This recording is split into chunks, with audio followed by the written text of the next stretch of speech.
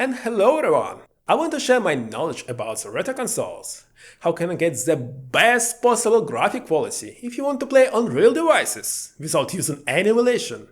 And actually how to show this quality to your viewers on your streams. I do believe you'll find something new in my video. Why not? And sorry for my English, it's not even my second language. A bit more about this at the end of this video. So, here's the 5th generation consoles that I have. They're the ones that are the most difficult for streams, because it was when the graphics spread around the world, mainly in 240p resolution, which looks disgusting in Full HD. I'm not even talking about 4K. Let's look at what we have. Nintendo 64, a very tricky 3D console that does not use discs. Sega Saturn, the one that made Sega lose the console war. PlayStation, the best console in 5th generation. Game Boy Color, I don't have consoles, so look at this game pack. And Game Boy Advance, why not? And let's start with those Game Boy games because they have the most elements in the puzzle. Where should we insert it? Well, it would be logical to use Game Boy itself and next get HDMI out of it somewhere. Yes, it's possible if you modify your game console, but there's much simpler and better way. Game Boy Player.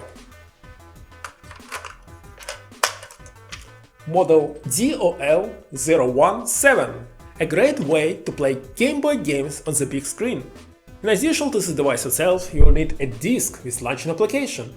Be sure to check that the region of the disc matches the region of the game. For example, for games released in America, you should find this in the inscription, for use only in USA, etc. There's an interesting point that you may not know. The official disc is not the best one. A lot of time has passed since the release, and third-party developers have already written an application that is superior to the official one. It produced a picture of excellent quality, but we will come back to this later, when we finish with the connection. So, definitely you'll need Game Boy Player, and where to connect it? GameCube. Game Boy Player, GameCube. Game Boy Player, GameCube. And there's something interesting about the GameCube. It has several variations, and we are interested in the DOL001 model, as there are two outputs, analog and digital. What does it mean? So I present you the cables. Analog, and digital. Let's check the backends.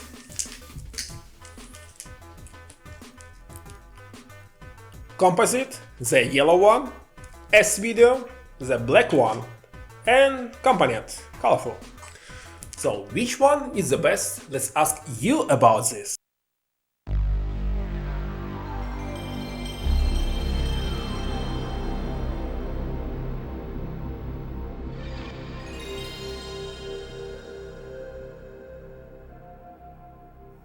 So I will show you the pictures that I received on the capture card, which accurately displays the signal from the console. For example, I had decided to check Silent Hill for PlayStation 1. And this is composite. It's obvious that there's something wrong with the quality. Composite is an analog output. Now let's take a look at what is on the GameCube.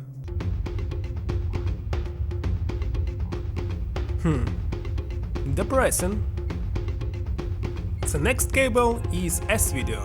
It's also analog. Let's compare them side by side.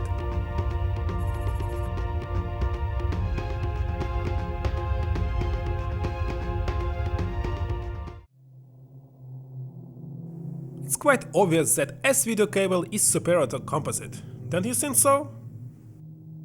And I can also tell you that S-Video cable was officially released for the PlayStation.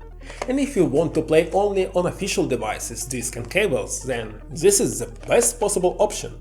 But like with Game Boy Player disc, time does not stand still. As for our PlayStation, third-party developers released a component cable. Here it is. and it's very easy and simple to insert it. I cannot? And if you tell me, hey, why don't you use component from PlayStation 2? I actually have it here. So, I will answer you, this component will not work. Marvelous, isn't it? Wait a minute. Oh yes, this is a cable from Sega Genesis. What can I do with this creation from those geniuses? Well, adapter. By the way, the same cable is also suitable for Sega Saturn, you just need another adapter. And hey, Silent Hill on real PlayStation 1 component. Why is it so dark here? Well, I spent an hour by playing with XSplit and Magewell settings just to figure it out that I was really stupid. Look. Now everything is alright. Compare it with S-Video. I think component colors are much better. The decision to use original cable or component is up to you, but in the case of GameCube, component is quite official, but expensive. Well, we figured out which type of cable is the best one. Always use component. But the next point is where should we connect it? Directly to a PC, a CRT TV? Well, we need some kind of splitter to hit two rabbits with one shot. But any cheap splitter will not work. You need one that does not lose the signal level. It's called amplifier, and I introduce you CE Labs. For a component, we need an option with a component. Well, if you choose S-Video or Composite, then this one. Eh? What the?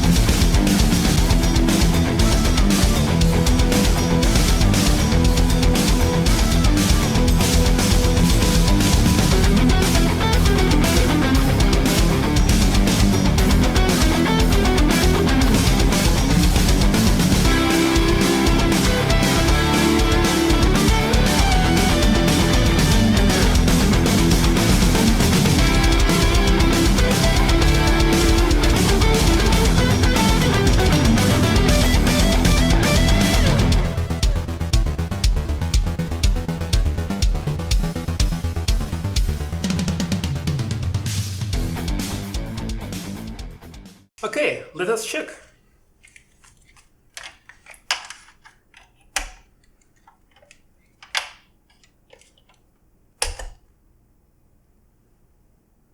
No smoking? Maybe it's working.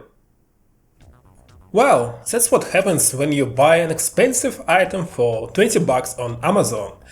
I of course will not return it since it already works, but be prepared to run into some similar trouble. Okay, back to our muttons. So, we have connected our consoles by using component or S-Video. Where to go next?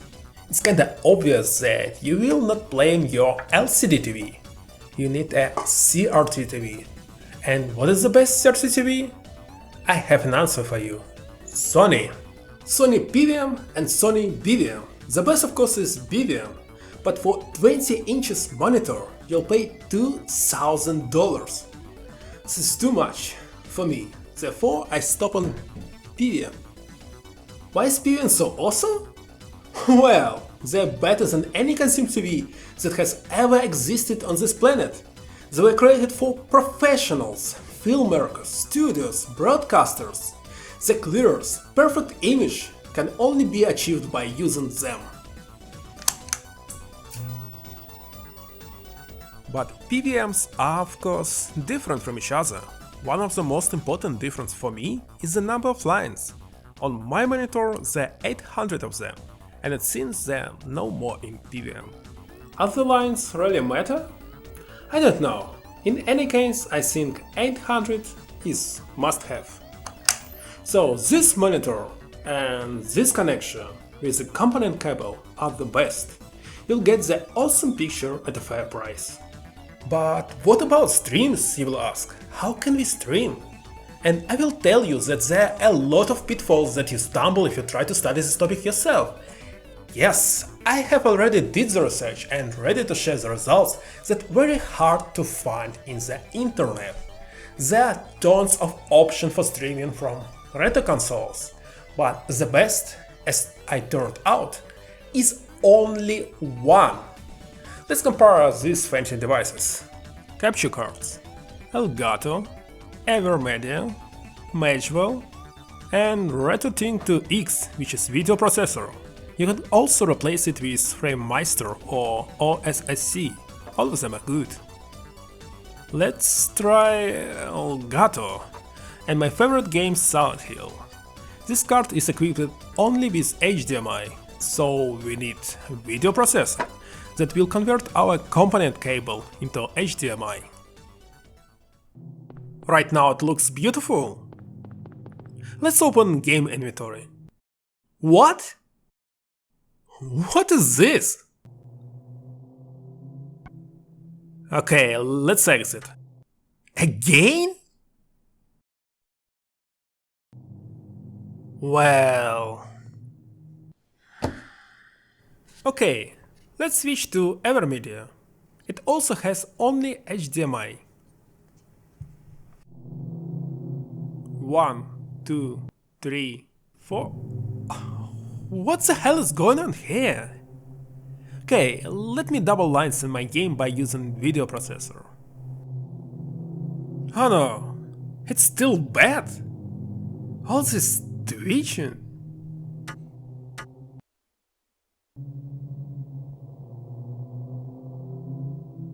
The problem was discovered and revealed to me by a Russian attack gamer, Kinoma.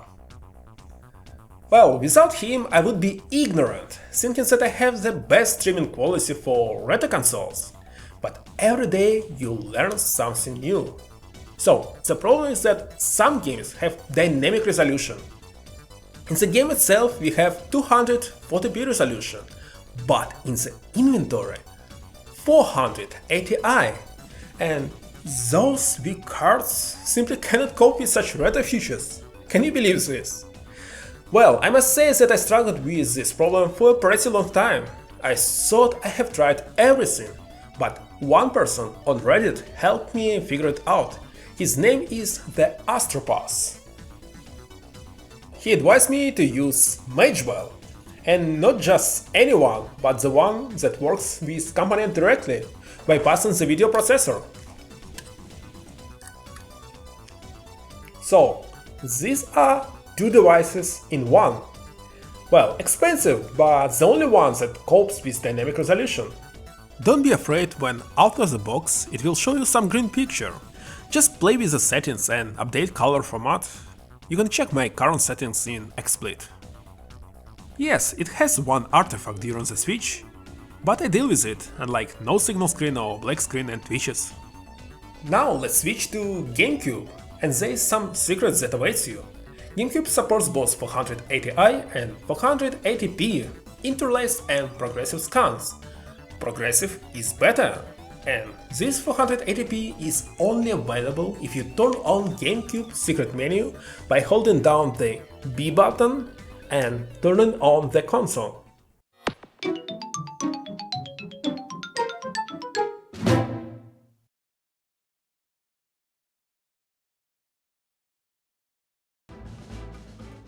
Yes, progressive scan looks better, but not every monitor supports such resolution. Definitely not mine. Nothing I can do with this, but maybe you are lucky.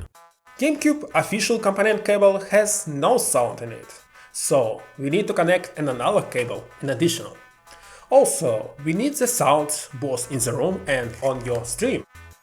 One set of the sound outputs from amplifier you can connect into your speakers by using this cable, even with a subwoofer like in my case, or you can use some sound system, receiver, up to you. If you're afraid that your microphone will pick up sound from the speakers, so there are two options. The first one, headphones. But I hate headphones, so the second option is a dynamic microphone that catches almost nothing but your voice. Well, all of this is beyond our scope. The second cable goes to our capture card. This card also has an HDMI, and if you think that your video processor processes the video signal better than this card, well, you can connect through it. I will show you the difference. Which one is better? Personally, I will choose a card, but, well, this is my personal preferences. And maybe I didn't set up it right, but if you can use only the card, why should you spend more money? So, we figured out how the PlayStation works. Sega Saturn connects in exactly the same way, but through its own adapter. What is left are Nintendo 64 and Game Boy. Let's start with 64. Officially it works maximum with S-Video, and no cable will help you turn on the component. But there is one way. Soldering. No! I had already modded mine. If you buy a couple of microchips and some wires on eBay, you can modify your console. There are many different chips. I found that the best among them is THS7374 with turned off low pass filter. But it will be better if you compare them by yourselves. Everyone has their own preferences. Also, you can buy a ready-made console. It's more reliable, but also more expensive. Which cable do you need for this? SCART, which works exclusively on European TVs. If you're in America, another video processor will come to aid. Double check that your modded Nintendo 64 is compatible with the components. There are a lot of issues when cables do not work with capture card. You can get more violet color on your TV? Or even this. I must tell you that in my childhood all consoles were with SCART. Even NES. Well, actually it was a Famicom. But that is another story, maybe I'll tell you someday. You can check Kinomania channel. It's in Russian but has subtitles. And finally, Game Boy. Remember when I told you that the official disc is not so good? Alas, all the official methods for connecting any retro consoles are always not the ideal one. Same goes for a Game Boy. There is application on the GitHub, which is an improved version of the application on the disc. But here's the problem, how do we run it if you have the official console? It's not modded and cannot run backups. And here it is. Codecracker 900. Oh, it's actually GameCube Action Replay. Now watch very carefully. I take a regular 2GB SD card, as it will not work. Check that it's just SD. I already have this awesome application from GitHub inside this card. Now I insert it into this memory card, which is sold separately on Amazon, and pop the card into its slot. After Action Replay loaded, choose this application. You need it to be able to select resolution and other awesome options when launching games. Here, select the Game Boy interface application. Now switch aspect ratio to 4:3 and resolution to 240p. This is the main reason why we are using this approach.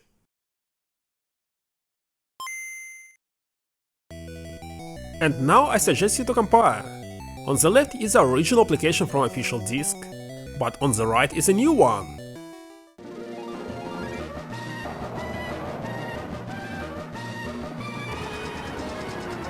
So which is better? Choose yourself!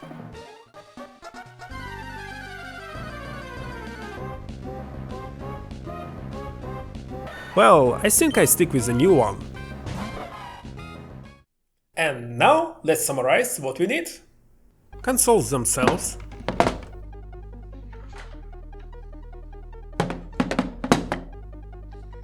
Amplifier. Capture card. Of course, TV itself. And if you're lucky, as you see, there are video outputs that can replace you an amplifier. The only problem is audio, it's mono and you need stereo. And don't forget about different devices and drivers that twist the graphic of games to the maximum.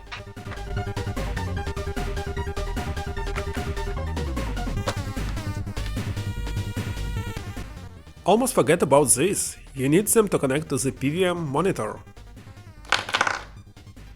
The picture is still worse than emulation, but the devices are real. The main thing that you must try to achieve is component. Even Super Nintendo can run component. So, as you can see, you need this huge monster with tentacles to make everything work perfectly.